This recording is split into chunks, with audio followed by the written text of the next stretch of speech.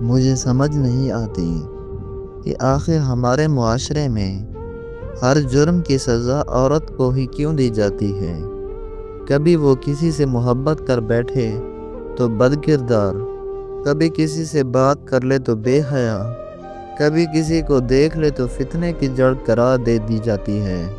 عجیب وقت آ گیا ہے۔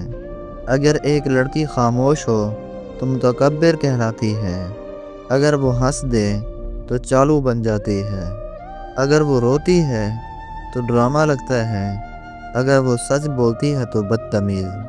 کیا عورت کا دل نہیں ہوتا؟ کیا وہ محبت نہیں کر سکتی؟ کیا اسے ہنسنے جینے سانس لینے کا حق نہیں؟ لوگ کہتے ہیں کہ عورت عزت چاہتی ہے، لیکن یہی لوگ اس کی ہر بات، ہر جذبے، ہر سانس کو تولا کرتے ہیں، اور جو خود بیٹی، بہن، ماں کی عزت کے نام پر زبان چلاتے ہیں، وہی دوسروں کی بیٹیوں کو راستے میں، محفل میں، سوشل میڈیا پر گھورتے ہیں، تنگ کرتے ہیں، اور پھر کہتے ہیں لڑکیوں کو خود سنبھلنا چاہیے۔ لیکن جب کسی کا بیٹا گھر سے بھاگ جائے تو بات یوں ہوتی ہے جیسے وہ دودھ دہی لینے گیا ہو۔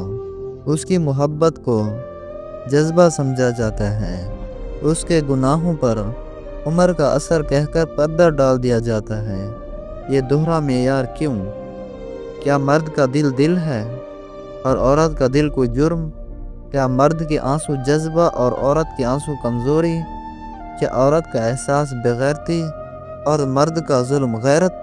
میں ایک مرد ہو کر یہ کہتا ہوں، عورت کو کمزور سمجھنا ہماری کم عقلی ہے، اسے خاموش کر دینا ہمارے ضمیر کی موت ہے، اور اسے عزت نہ دینا ہماری تربیت کی ناکامی ہے۔